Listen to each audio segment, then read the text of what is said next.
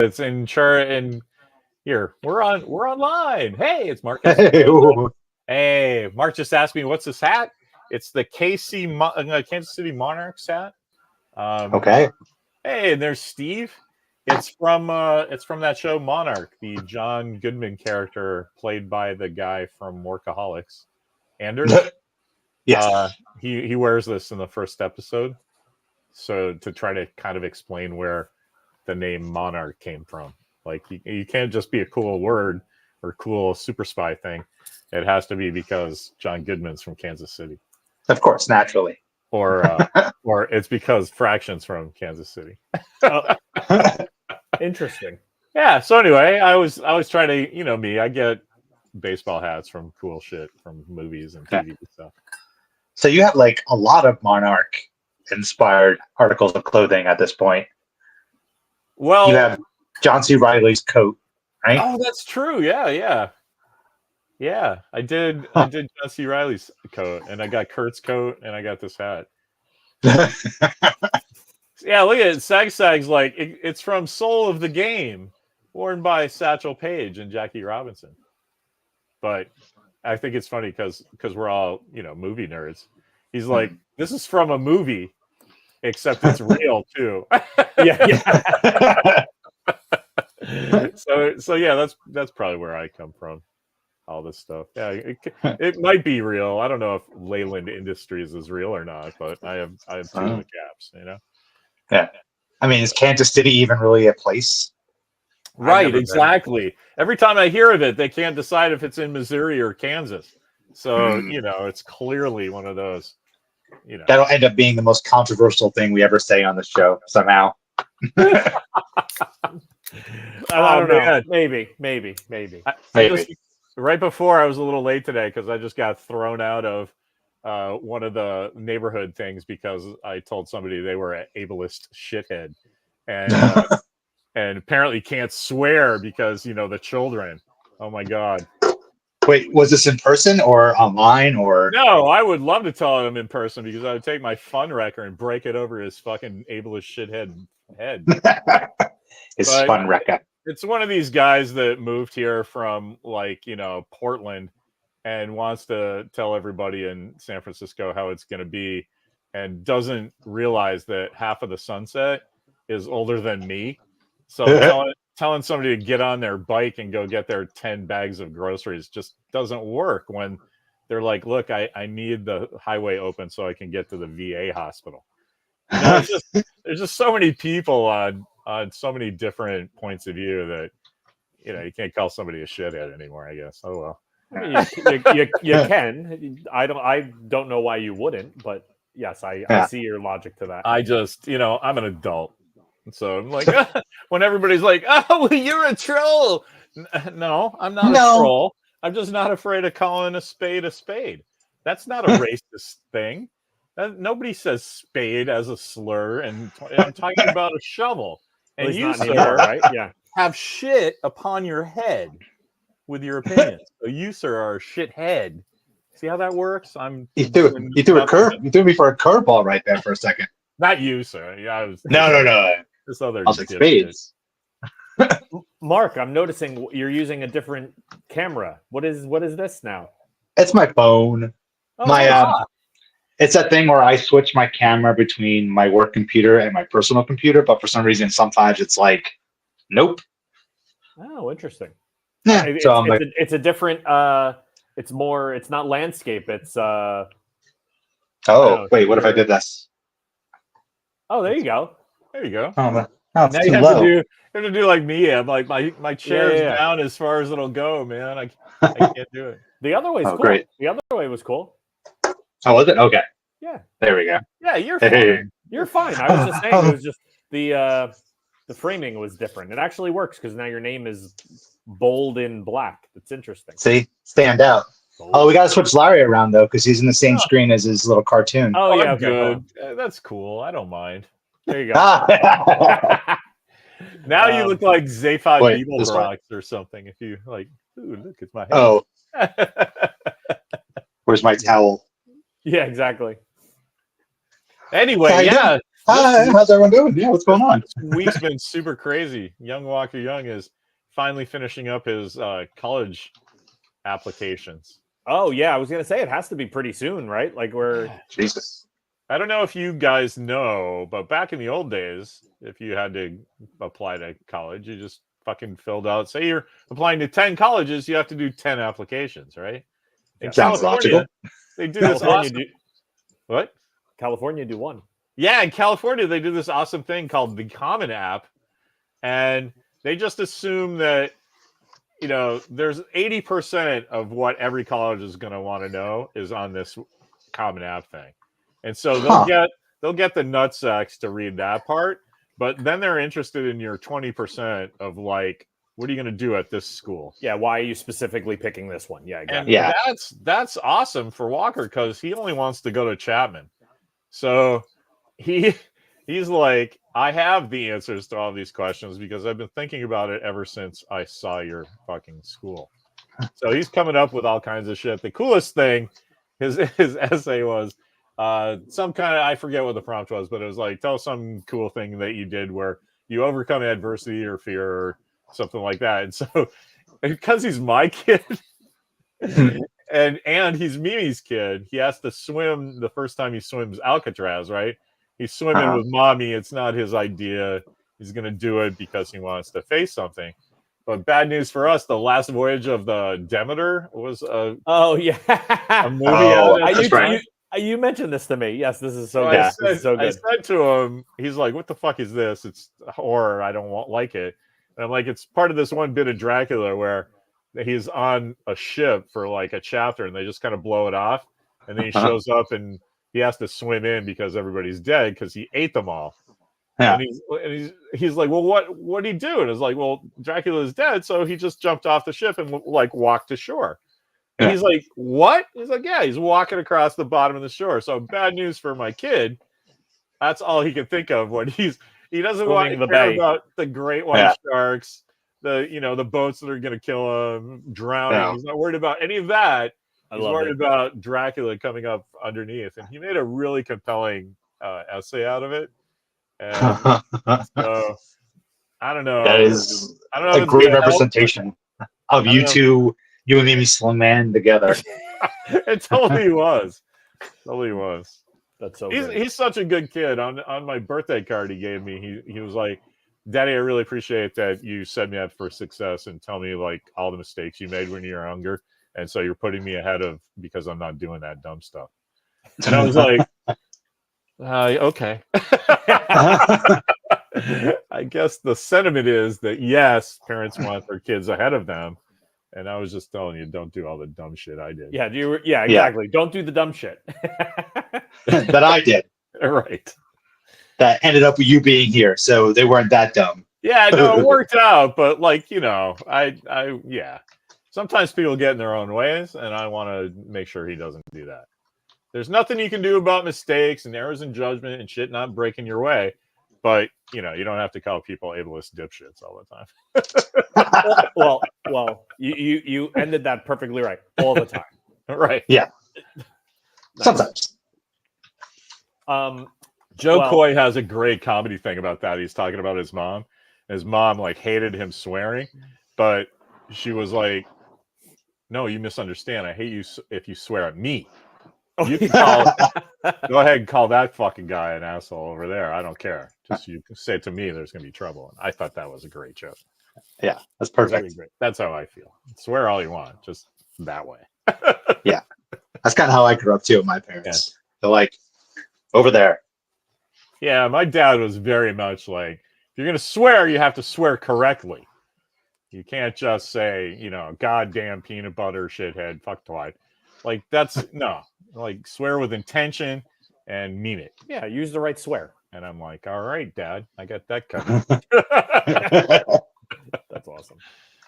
Anyway, well, so two things I wanted to chat about. One, first off, I wanted the name of this. I didn't see the actual name of the this episode for us, but that's very cool. So I just wanted to so it's really funny.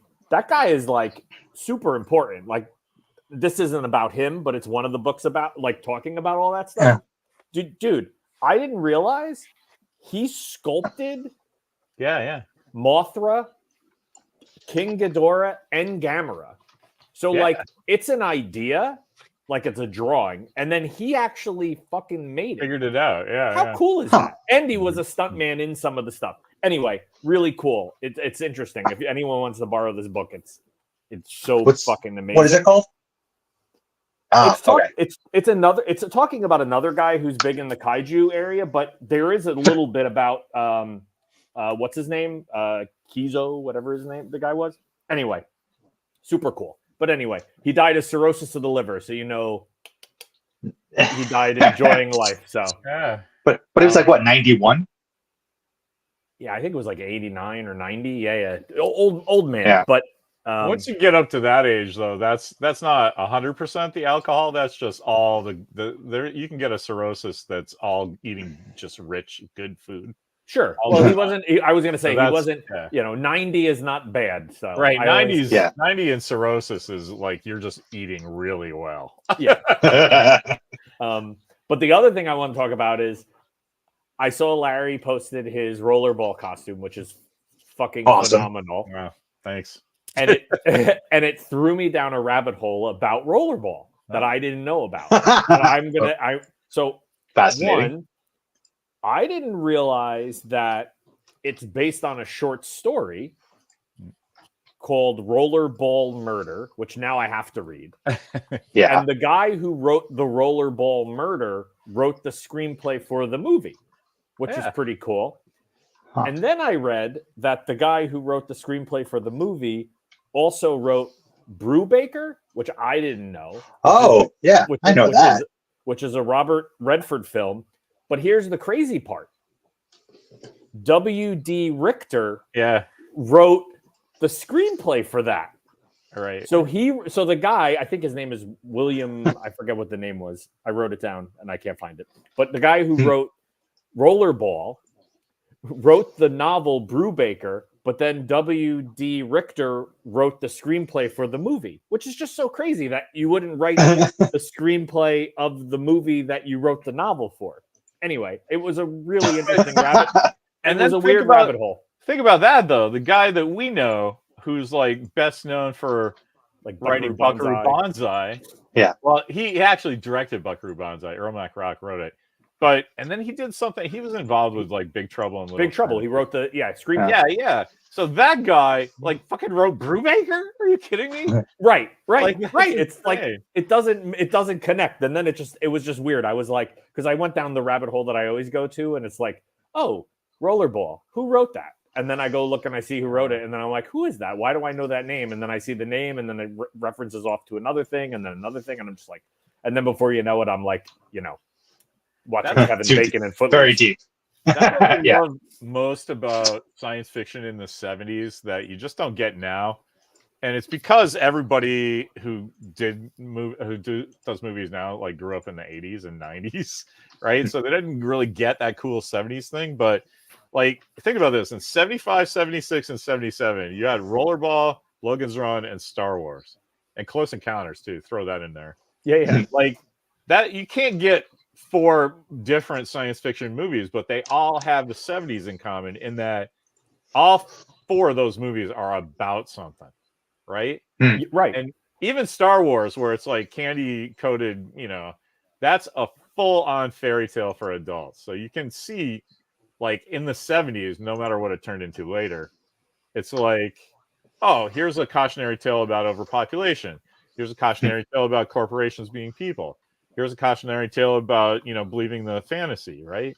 And then here's the aliens are real. That's not a cautionary tale. That's a But yeah, like, but that kind of shit just doesn't happen now because it's like, oh, how does this fit into our marketing toys sales strategy? Right. Right. What do I put on how does AI make this poster is really the question that comes down to. Yeah. So you get stuff in the 70s like Norman Jewison writing some fucking crazy thing. Or W.D. Richter. He actually, me reading the Big Trouble in Little China screenplay that he did, like completely informed how I write scripts. Because that's crazy. he does the first part of it, and then add, you know, the stuff you have to set up in the screenplay where it's like fade in this, there's shit's going on, all this stuff. And you remember the screenplay is pretty much the first 3 minutes of Big Trouble. But at the end of it, when all the dust clears and the truck's done, he just writes, "It's gonna be that kind of movie." and I was like, you know, that's why I write conversationally now, just because of that. Yeah. It was like, hey, The man, shorthand I'm of trying it. to entertain people. I don't want to like mass market success. I want the guy experiencing it right this second to fucking get where I'm at. Sit down and take your medicine. I'm gonna tell you some fucking cool ass story, and you're in good hands. I know how to do this. And then, you know, it's gonna be that kind of movie. I think that's cool. I want to shake W.D. Richter's hand. He's still alive, right? He must be. I will him to be alive. Well, your comment about the 70s made me look up like 70s sci-fi movies. Oh man, holy shit, dude! Yeah, it's really like it's like the gamut of like everything, you know, every like I'm just like I'm gonna do like 30 seconds. Ready? But just like okay. Soylent Green. Oh yeah. Well, here we go. I mean, it's like all over the place. Westworld, Logan's Run, Andromeda Strain, Superman, Omega Man, Zardos, Mad Max, really, if you think about it. The Black Hole. Clockwork Orange, actually, I call 70s sci-fi from 68 to about 74. I mean, 84. Right before you get into like the Ghostbusters Gremlins stuff. That's an 80s thing, but like there's like a good 15 years that's but here's 5 together in this list. Ready? Yeah. New Hope, Star Trek the Motion Picture, Rollerball, Holy Mountain, because really it's Alien, Planet of the Apes. Like just like that's 6 movies right there that couldn't be more different than one another. Like Holy Mountain and Star Wars come out 73? 77. And how many of those movies have gotten reboots this past year? Planet of the Apes, Aliens are still around. That's kind of the thing, right? Though, because back then people would that was just a science fiction movie was just an arrow in your quiver. Like I want to tell this cool story, and you know, I wrote it as a Western. It's Big Trouble in Little China. It was a fucking Western. Yeah. And you're like, oh, no, you know what? Bring it to the modern day. We can do the same thing. And it becomes a different deal, but the story is core, right? Right. And then it's just like, well, what kind of thing do you want to explore? Like, this corporation thing will be kind of on the nose if we use oil, but like, let's use this made up sport thing and have them control stuff in the same way. That'll be great. You know, you could just do whatever. Like I was waiting when I was a kid, because both of my parents smoked cigarettes and they had brand loyalty, and my sister and I just couldn't take it. We were always driving around, you know, in our station wagon. We're like, just open the fucking windows, and they're like, whatever. But so like I remember really clearly in 4th grade, one of my teachers is like, okay, we have to do a marketing campaign about cigarettes, and you have to choose whether it's good or bad. And so I just cut out, because we had magazine ads. I just cut out a thing of like my mom's favorite thing, and like glue sticked it to a piece of paper and went, "Hey, cigarettes, what's your opinion?" And she got really mad at me, my teacher, because you're supposed to pick either yes or no. And I'm like, both of my parents smoke, and I'm not gonna pick because you're making me. And she just went, oh. And it was like this whole thing for like, I don't think this kid is following instructions, to like, this kid doesn't want to upset his parents. Right. He doesn't want to say no and then have to tell his parents that. So I bring up that little anecdote for like when I started paying attention to TV and movies and narratives, I really wanted somebody to do a science fiction thing about smoking, and just like pick a thing where like everybody has to wear spacesuits or something, because like every pollution has been caused by like my parents smoking Tarleton's, you know. And I think that was the one thing that they missed out of the 70s that they could have, because you know now, like, when was the last time you saw somebody in real life smoking a cigarette? Yeah, I mean, it's That's just not Vegas, a thing anymore. But Vegas is trapped in the Right. 70s. Right. So You'll that's not see the real world. You'll see it, but it's not like when you get off an airplane, everywhere smells Dude, like North I Carolina. mean, I'm old enough to remember flying on a plane and people smoking on an airplane. Yeah. Now, I mean, That's that might make me old, which I am, but I remember that clear as day. I saw a funny TikTok of like a girl, like, the memories of being 12 years old, winning the spelling bee, my parents taking me to Pizza Hut, and it's just like smoke all in front of her, and she's just eating her pizza, like. Well, it's funny that you say that, Larry, and it's also like in regard to like the 70s sci-fi and like the opportunity, like it was like a quiver in, like an arrow in their quiver, because like it's funny. I'm watching an old Western right now. I've been watching. I pretty much Tubi has like a bazillion Westerns that I haven't seen because the name changes like 80 times every time they list it. So I'm watching one called, I think it's The Brute and the Beast. And the only reason I'm watching it is because Franco Nero's in it, who's Django. Nice. But it's directed by Fulci, who's a famous horror director. Yeah. But it's a movie he had to make so that he could make a horror movie. Which I'm wondering how many of those like sci-fi movies in the 70s are exactly that, like one for them, one for me. Or they made another movie, exactly, one for, like the joke I always say about why Hugh Jackman is in Wolverine, Deadpool and Wolverine, because so he can do he's the music man. He can do the Music Man on Broadway for the next 10 years. So yeah, anyway. I found out, speaking of going down rabbit holes, I went down a rabbit hole about that very subject. When they did Castaway, they shot it kind of chronologically. So the first bit, Tom's just like a regular guy, and then they took a year off, a little more than a year, and have him not eat, right?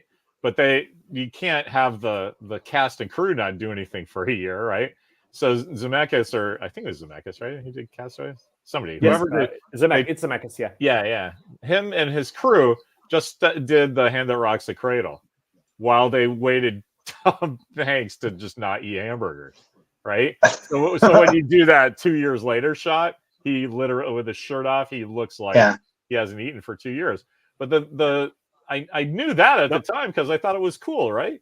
You know what lies beneath, but I know exactly what you're talking about. What lies beneath, right? Yes. What lies beneath? Sorry, Harrison Ford. Yeah. Okay. Yeah. What lies beneath? But so what I found out yesterday is that's Clark Gregg's first film that he wrote. Yeah, he wrote that. That's right. Yeah. Isn't that great? Like I don't think I knew who Clark Gregg was when I saw that movie. No. So even if I read it, I didn't note it at all because there's some guy with two first names. But I was like, wow, that's like a cool movie history bit of trivia in my head anyway. And now I get to add in, and fucking Agent Coulson wrote that, just FYI. I was very happy about that yesterday. Yeah, he also awesome. I knew he wrote because he wrote Choke. Yeah, if that's the one with Sam Rockwell. Yeah, the movie with Sam Rockwell. That one I like. And I didn't even know he directed that too. He directed the movie and he wrote it. Once he started directing, that's when I found out, he had a pretty good career as a writer as well. I just thought he was an actor, but he's a triple threat. Yeah. You can tell, man. Like all you have to do is read my Shield book. Like once every 20 pages, I'm like, Clark Gregg's a national treasure, and I was just talking about his acting. So it's fun. Go on. He was like an awesome writer, a director, actor, all while married to Jennifer Grey. Yeah, still. And then Jennifer Grey's dad is in Choke. Yeah, Joel Grey. Joel Grey, the what's his name? Buckaroo Banzai. Remo Williams. Remo, right? Yeah, he plays Chun in Remo Williams. Yeah, which sure does. Yeah. Hey, different time. I don't. Everybody gets so mad about that. It's like, have you seen the movie? Because it's the Remo Williams, it's the dumbest cartoon movie ever. So like, I'm glad they didn't cast a good Asian actor because that guy would be embarrassed to be in that movie. You know, Fred Ward's just catching a check. That's great. That always drives me crazy that we didn't get more of those movies. That's all I will say. Yeah. You get Guy Hamilton to direct it, who did like my favorite, who directed Diamonds Are Forever, which is like one of my favorite Bond movies. He does Live and Let Die, which is also another one of my favorite Bond movies.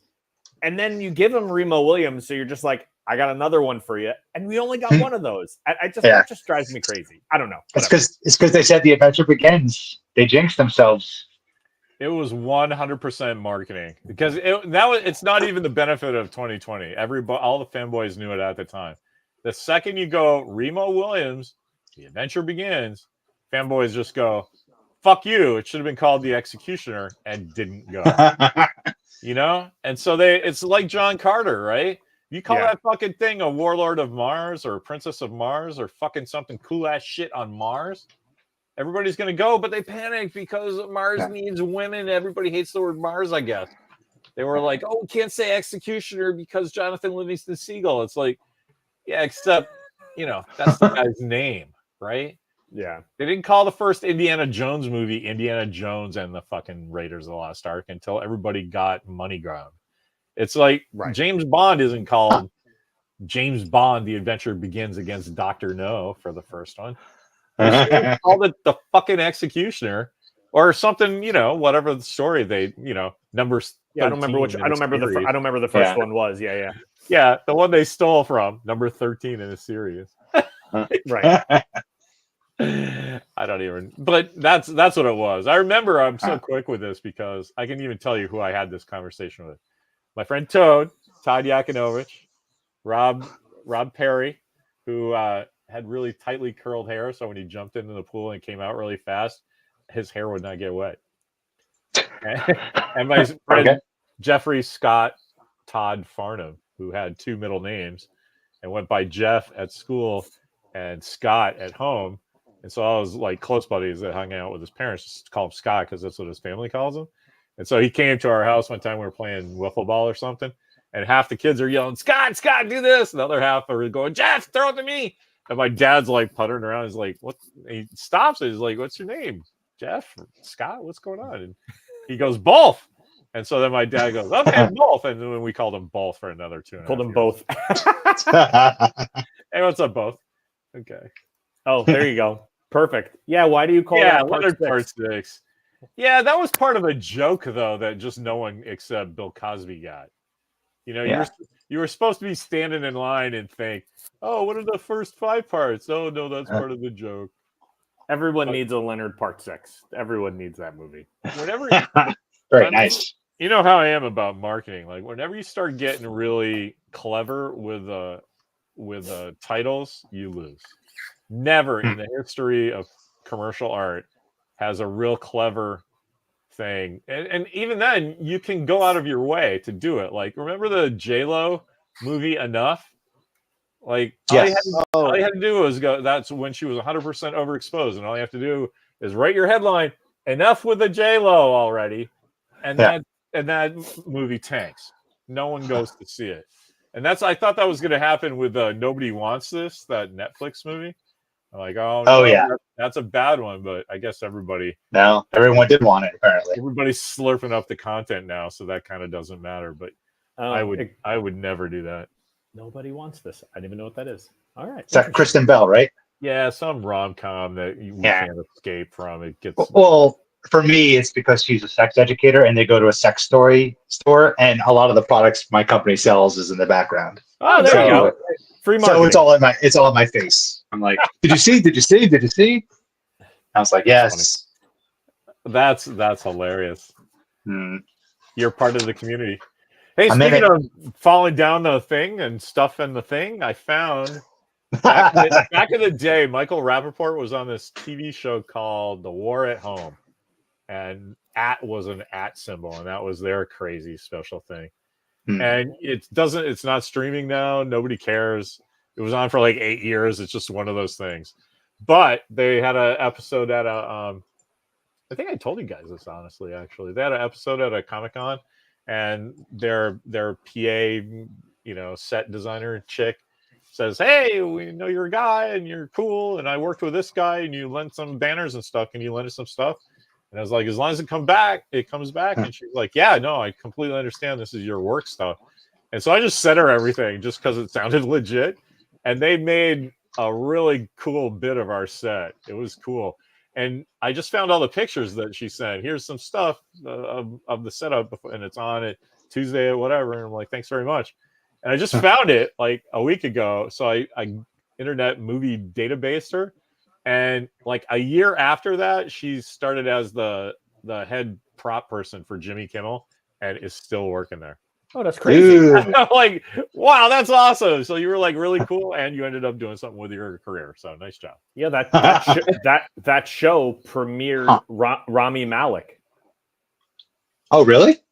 Yeah, That's he's cool. Yeah. Yeah, he's Was he one of the kids in the family? I guess he's one of the kids or something like that. Yeah, because this was like 2003 or a friend or something. So, yeah, 2004, something like that.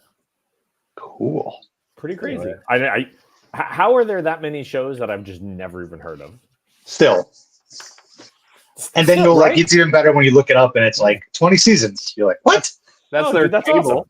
Kind of looks That's like cool. the AIG table.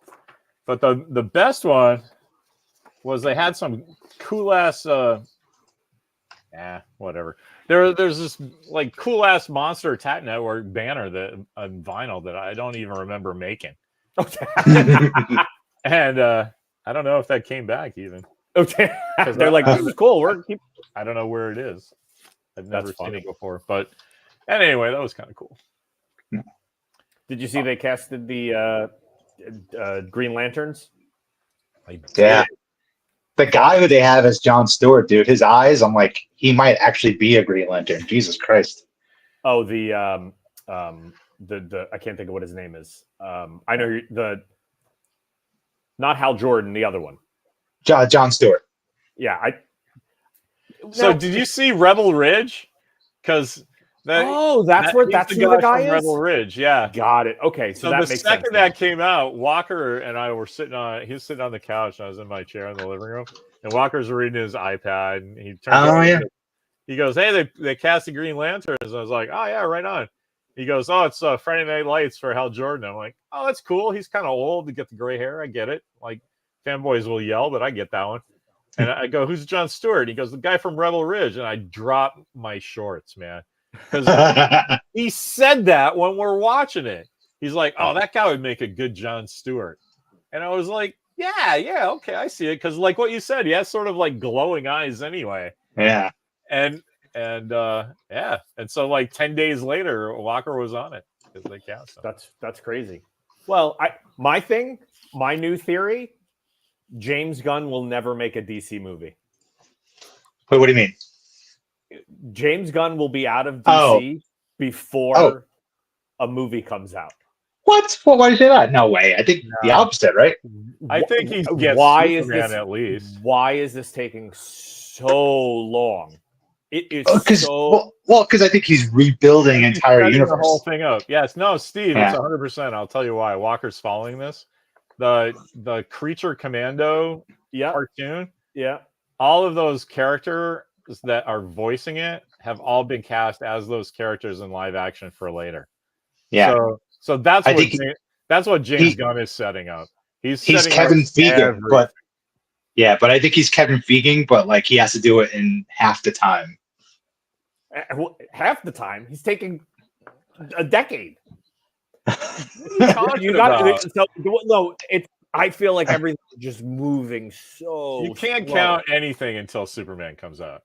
Yeah, everything up until now has been corporate nonsense, and I think I get what you're saying, but I think he gets Superman, and I think everyone is going to go. It's going to be so tonally like the comics that everybody's going to go, "Oh, I didn't realize Superman wasn't like depressed all the time. This is fun and entertaining." Yeah. He's happy. He has a dog. Right. This is great. He has a dog. It's fair. I just feel like nowadays you gotta win some. You gotta win some publicity a little bit. And I feel I think that DC tanked themselves so bad with the first set of movies that he could take his time. But like, it's already the name has already been like, well, it's already my reputation. The reputation's already ruined. Might as well take my time and have it come out strong. The only reason I'm saying this is because I feel like now, because one, Joker 2 bombing not helping, although it has but nothing then to do with it. Sure, but now he's saying that the next Batman movie might have some reference into his universe. You mean because the Pattinson one? Yeah, because I think the thought is they don't. A Batman is so far out that he's like. I guess what I'm saying is that's if he the has last bit of If he has, it's the last bit of the old shit coming into. Yeah, like if he has a grand vision, which I'm totally on board for. I mean, it's James Gunn. Of course, I'm gonna love everything he does. I'm just like wondering if it's just like I don't know. Maybe it could be me. And it probably is. But it's also like I feel like, I guess maybe when the Creature Commandos comes out, I'll have a different perspective. And he's working on what's the Peacemaker season 2, and so maybe I just need patience, but I feel like there's a little bit of a void right now. And it was even like when we were at Comic-Con, it was like the big announcement at Comic-Con was like the new logo. And it was like, dude, Robert Downey Jr. just got announced as Dr. Doom. Like, and I get it. If you had insight on that, whatever was going to get announced was going to get overshadowed by that. But like this weekend isn't this week New York Comic-Con? Yeah. Like, own New York Comic-Con.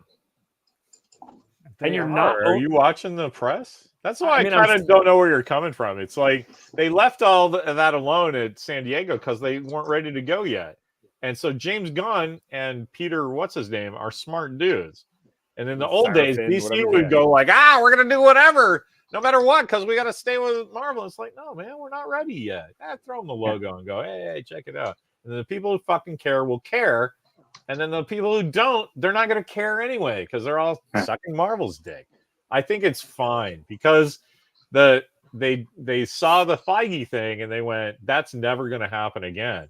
But we have a guy who understands Feige's creative shit, and we have a guy who understands Feige's business stuff. So why don't we just hire two guys and let the business guy do the business shit, who understands how to talk to the creative guy, and let the creative guy do the creative guy, and the business guy is one of his best friends. So let's see how that goes.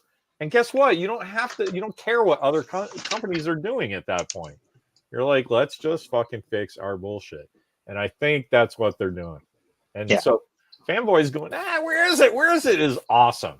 They want to hear that because that means you give a shit. Right? Yeah. I think that when it starts rolling out, it's going to start rolling out. Yeah, I think it's all going according to plan. Yeah. Hope so. I mean, DC can't have another failed universe. Like, look what happened to when they rolled out Superman putting on his boots on the bed, right? Even I was like, really? That's what you want from Superman? I get it. He's going to work and here's something, but like, put Lois in there and put the lights on and make it look like I can't wait to go punch this fucking thing. Right. So they took that note, not from me, but from everybody who was like, what the fuck? It's more Snyder again, right? Because it's so dark. And they took that note and went, guess what? Here's Crypto, but you only get to see him from the back. Right. Yeah. But, sure. And then that way, there's nothing to complain about other than, fuck, man, Superman and Crypto. Well, I guess that's cool. There's nothing to say about that other than, I want to see it from the front. And then we're with you again. Well, we don't have patience because that looks so fucking cool. Come on, let's you know what I mean? And so I honestly think DC's doing it right. I honestly do. Okay. Listen, I believe you. I'm gonna freak out. I am on hold until the first trailer. How awesome! That's why we're pals, though, right? I'm like, wee, and Steve's like, nah, and you're like, it could be. Listen. As I've said, it's one of those things. It's my old adage I say all the time. It's like I just want more of stuff to consume. Give me We got a little more Conan. Give me more Aliens. Give me more this. Give me more that. Give me more Dune. Dune Prophecy. Oh, okay, cool. Something that's like 8 lines in a Frank Herbert book. You made a whole television series about, and it's going to be on HBO. Yeah, okay, I'm in. Like, I love it. Like, you sold it to me. I guess my thought is just like I mean, Marvel is the same way right now. The gap of period of time where nothing is happening is just kind of like you have to fill it with something. That's all I'm saying. And right now, DC, the only thing they filled it with is a couple images and a Joker 2 movie, which I didn't see the Joker 1 movie, so I won't have an opinion on either. But that's not a movie I'm going to go see. So I'm like you. I'm like, okay, they're Creature Commandos. Yeah, cool, ready. Let's do it. And like, okay, a couple like, Green Lantern hires. Okay, cool. Like, give me something else. Give me a trailer. Part of this is all the strike and the coronavirus, man. Like everybody's on pause, right? Like Shrinking is coming out. I guess Shrinking started, but like For All Mankind's coming out in November. That's like everything's 6 months after when it usually is at the best. So it just seems like there's nothing going on because there's nothing going on. It takes a while to ramp up. Yeah. Anyway, I was gonna. We didn't chat about, but I think like last Friday I sent you that giant list of all the forgotten plot lines of Marvel. Yeah, that was funny. Which again was just some guy ranting, which I thought was the funniest thing ever. And what about this? And what about that? Dude, it was just like, first off, it's a guy who hates Marvel. You can tell by how he writes everything and everything. Like, but it was pretty funny because it was just like talking about all these different things. And then the crazy part is I was trying to find if there was any more like Marvel gossip, and there hasn't really been anything. The only thing I keep on seeing is just that the Daredevil thing is going to be amazing, which they like scrapped it all, and they like went back and they're like making it even more violent. I told Walker, and plus Karen's in it, which I was like, how are Karen and Foggy not in it? Like, you people are insane. Like, and then they were like, oh yeah, that's insane to not have those 2 actors back. Yeah, I read about that. Once I did that, I'm like, I'm good. Yeah, that, and then I also read that the ballerina, I guess is it Len Weissman who's doing this one?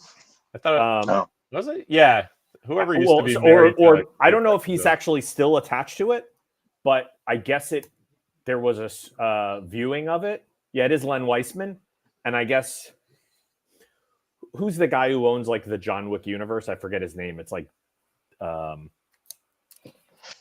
the guy who created the first one, Chad Stahelski or whatever it is, the stunt guy, any guy.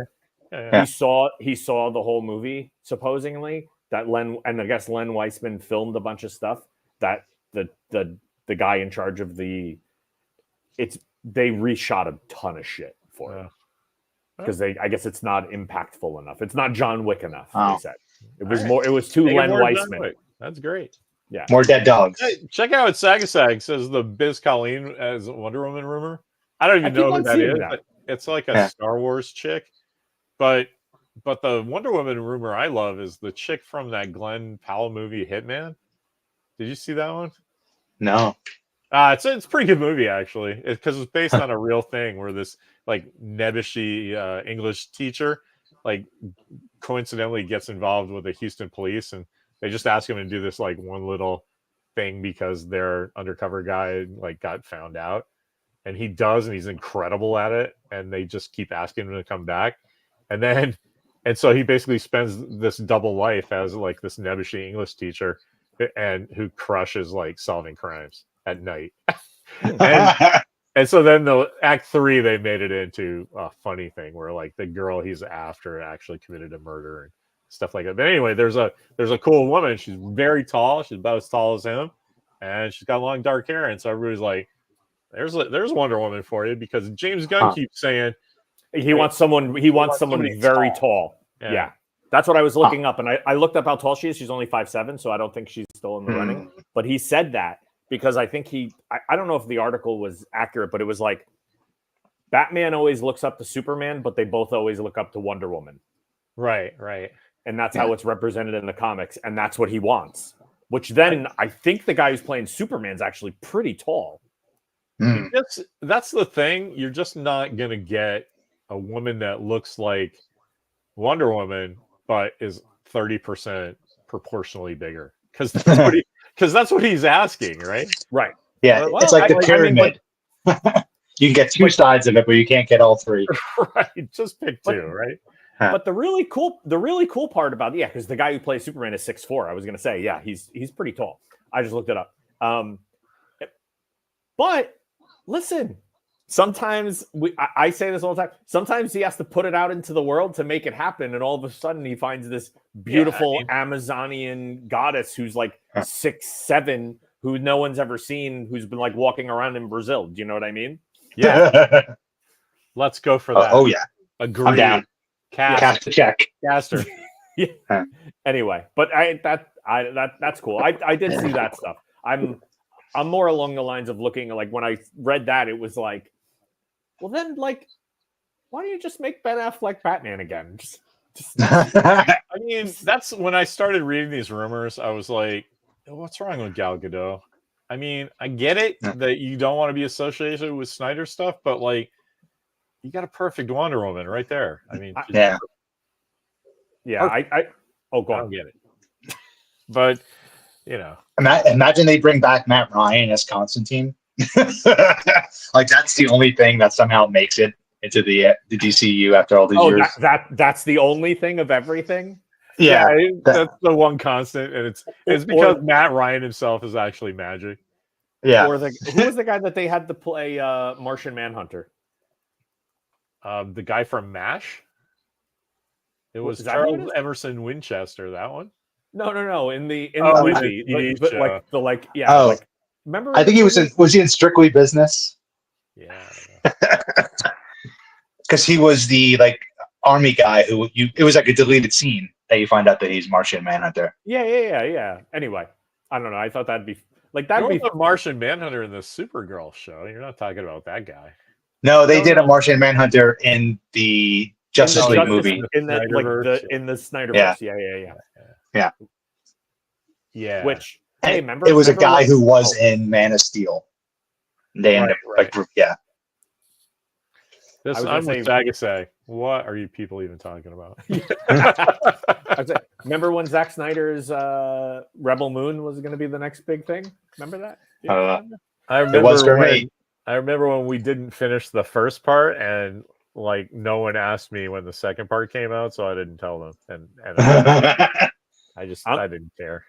I'm still waiting for the X version, whatever they're supposedly like there's a director's cut, and even the director's cut that like Zack Snyder put to Netflix was like, this is so disgusting, we can't put this on TV. So then they made him cut like another like 25 minutes out of it for the director's cut. Anyway, I don't know. I'm interested, in right? Because isn't there supposed to be 2 more? If there's another worldwide medical emergency and we're locked down, I'll definitely watch it. Yeah, but I mean, like, I love that 9-hour black and white JLA recut, but that's because there was literally nothing else. On. Yeah, that's true. Yeah. And even then, it took us 3 days to watch it. That's too funny. Larry, I was telling Steve I watched The Thing again with John Carpenter, Kurt Russell commentary. Oh, yeah? Yeah, and God, those two just talking shit for 2 hours is amazing. And speaking of, it reminded me, because you were talking about cigarettes before, you can hear Kurt Russell cracking open his Zippo every couple of minutes. Oh, yeah. Like, and you see like yeah, I remember this scene. Yeah, I remember that guy. Yeah, that was a crazy day on set, huh? Does he talk about the sombrero? I love that bit. Oh, yeah. He's great. He's like, yeah, the hat that just got thrust upon me because I couldn't not have it. Because there was all these establishing shots with me wearing it, apparently. Me wearing it. I was watching the press, and he's like, yeah, they kept telling me I got to wear this hat. And I was like, I'm not wearing that hat. They're like, we shot establishing shots already. He goes, I guess I'm wearing the hat. I guess I'm wearing the hat. Yeah. The two things I remember was there's one character with a broken arm that I never noticed. And he's wearing like a prosthetic over his cast. so you can kind of see his hands all big and puffy because he's just wearing like a black painted glove over his cast. And there's another character in it. Shot. I can't remember who it was. The radio guy, the chef. He was a young black actor at the time, and I remember he showed up to set, and Russell was like, the only thing he cared about was that if we were all racist or not. Because he's like, if I'm going to be in Antarctica with these white motherfuckers for 6 months, they better not be racist. That's funny. Yeah, that's that guy's from Dr. Detroit. Yes. Which is another movie. Like, oh, okay, Dr. Detroit. That movie will never get made. Maybe we're gonna remake a Dr. Detroit. You think someone would remake that? I'm down. I don't That's know. funny. With Dan Aykroyd. Anyway. Yeah. No, I was trying to I don't even think people would know what minor league basketball is anymore. That's what I was thinking. Anyway, that's too good. No, the thing sent me down to. I was looking. I'm like, I forget all the people that are in that, and then I was just reading. There was an article a couple days ago. Kurt Russell was talking about his favorite movie. Do you guys know what his favorite movie is? Kurt Russell that he's ever made. Not that he ever made. That his favorite movie. Oh, any idea? No. Casablanca. Casablanca? Really? Oh. Yeah. Okay. Interesting. Yeah. I just but it was the article was just talking about why he likes it and what he thinks about it, and it was just like, oh, it's pretty interesting. And I'm like, I saw Casablanca twice in the video store, playing in the background. I don't think I've ever watched it. And then my only other thing isn't Barbed Wire. Isn't Barbed Wire essentially a remake of Casablanca? So I told you Jez and I watched those movies back to back once. Just Casablanca and Barbed Wire. Yeah. Are they really Yeah. I mean, on the loosest terms, yeah. Yeah, I mean, it's kind of story beats. It's just yeah. Star Wars is this, that movie is that. Barbed Wire is Casablanca. I did that too because I went to one of those Robert McKee story seminars where he's talking about his thing, and but the best thing I liked about it is because whatever, it's a lecture. Okay, you're the coolest guy in the world. I read your book, but then we screened Casablanca, and then broke it down afterwards, and that was super valuable. And and then because I love that. There's kind of a family lore about Barbed Wire. Mimi's brother was 16 and wanted to get into it and see this because everybody wanted to see Pamela Anderson. So him and his buddy Charles were like, "Will you take us to this movie?" I'm like, "Yes," and I'll show you how to do this. And so we get tickets for Gremlins 3 and then walk. No. We just I was their adult, except I had a bottle of Bacardi 151 with me. I was like, "Go get some Cokes, boys."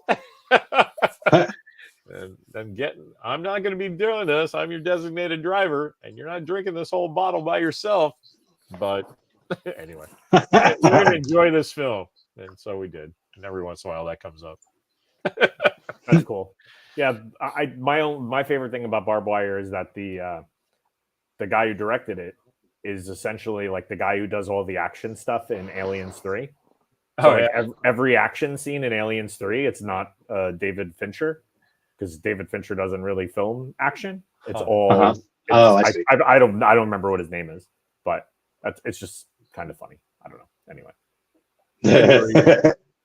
another stupid rabbit hole thing. What are you guys looking forward to? Anything coming up that you guys are excited about? I know, right?